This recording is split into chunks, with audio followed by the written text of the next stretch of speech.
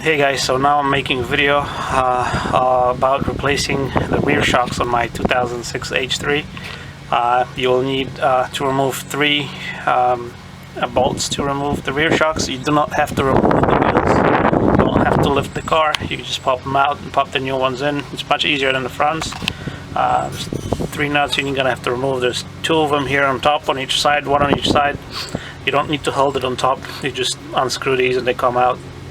There are these little metal clips with threads in them that are attached to this metal piece here, the housing, that you need to just realign when you're done, and you reuse these screws to attach the new shock.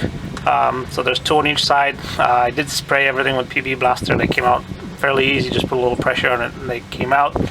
You will need, more than likely, a breaker bar or something like a hollow pipe that I use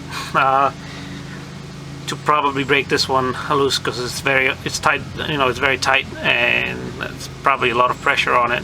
You may not have to. I used it came off fairly easily. You will need a vice grip on one end and some kind of a socket or a wrench on the other to remove it. You will use 13/16 size to remove this, and a 13mm on top is what I used to remove it.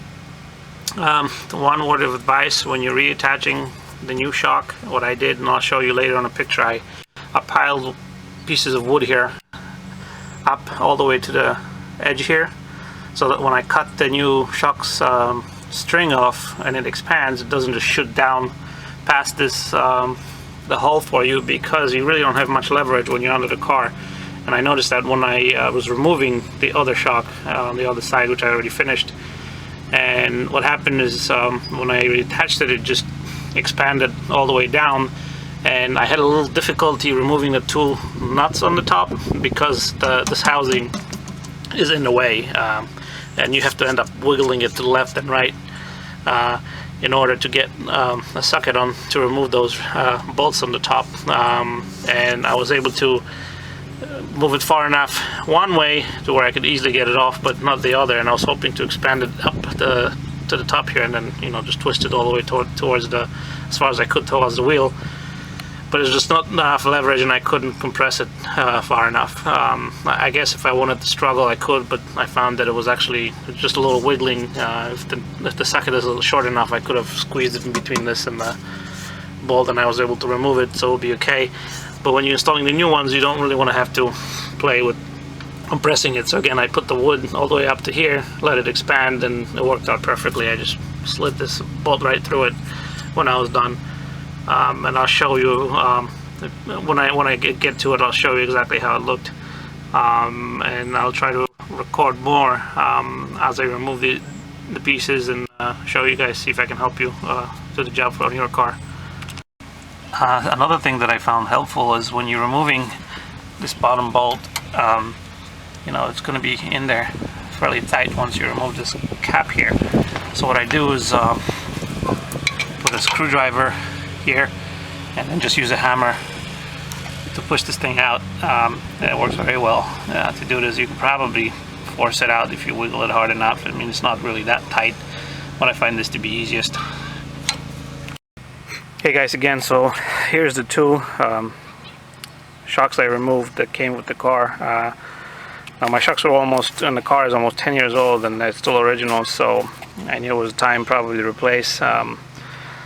However, when I removed the rear ones, they seem to be working. My front ones were completely shut, but the rear ones are still compressing and decompressing. It looked like they're okay, but anyways, they're so old, I'm gonna replace them anyways. The shocks that I decided to go with, after doing some online research and speaking to a buddy of mine, as I got the Monroe Reflex shocks for the front and the back. I don't really have experience with. I know a lot of people go with the Bilsteins or the Ranchos, and some people say good, say they're bad. The only people that I found that have used all two or three of them all seem to agree that the Monroes are by far the best shocks and the most comfortable ride. My neighbor, who's driven Ford pickups pretty much all his life, and he has heavy, I guess he does a lot of, he has a construction business, so he has heavy loads, and he pulls a trailer, a camper behind his truck. He's used, I think on a couple of occasions, ranchos, and he says they're absolute garbage not to use them. He had nothing but problems with them. Then again, I found the Monroes to be probably the cheapest out of all of them, and if they have great reviews, then why not? And when I looked on Amazon, that's where I found them the cheapest, and I had some credit to use, so I didn't really have to pay cash for them. They've had excellent reviews, so I figured why not, you know, they're cheap, they seem to have great reviews. That's the ones I'm going to go with. If you're looking more for off-roading or different type of driving, I don't know, maybe they're not the best or not, but it seems like no one's had any bad experiences with the Monroes. So that's what I decided to go with. When you're installing the new ones, you're going to see that this the lip here is angled. It's not exactly straight. You're going to angle it this way, so the bottom part leans toward the bottom bracket where you're going to install it. That's all for now, and I'll when I get this installed, I'll show you exactly the pieces of wood that I put on the bottom, what I was talking about. So as you can see, this is what I did. This is the new shock with the strap still on it. I just basically used some wood, made sure that this is actually fairly stiff. I just kind of jammed it against this edge, so it doesn't come loose when this expands. When it expands, it's not going to go really fast, so you don't have to worry about it.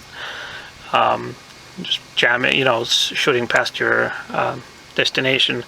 Basically, it's going to stop here, and I'm just going to work the knot inside. I'm not going to tape it because I'm going to need both hands. Basically, I'm going to have to try to align this as it expands to go right through those holes.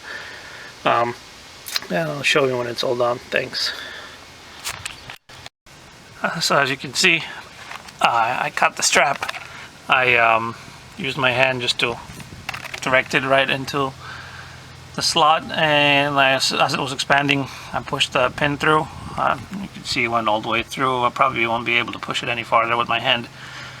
I'm going to use the hammer now, you know, just to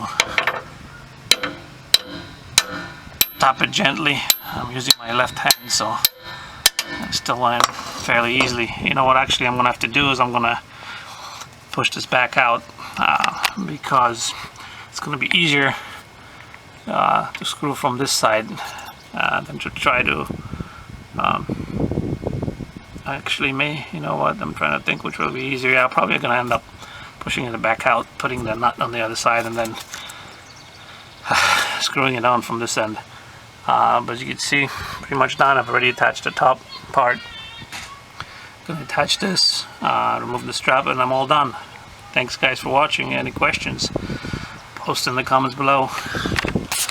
Hey guys, it's me quickly again. I wanted to explain why I'm going to actually try to, what I said before is I'm going to try to screw it on from the left side, and why it's easier. Basically, as you can see, I'm using vice grips to hold on to the other end without using my hands, and you get this metal piece here. So when I attach from the left side, this is going to jam right against it. I'm going to be able to screw it in without any problems. If I try to do that from the other side, you know, there's nothing here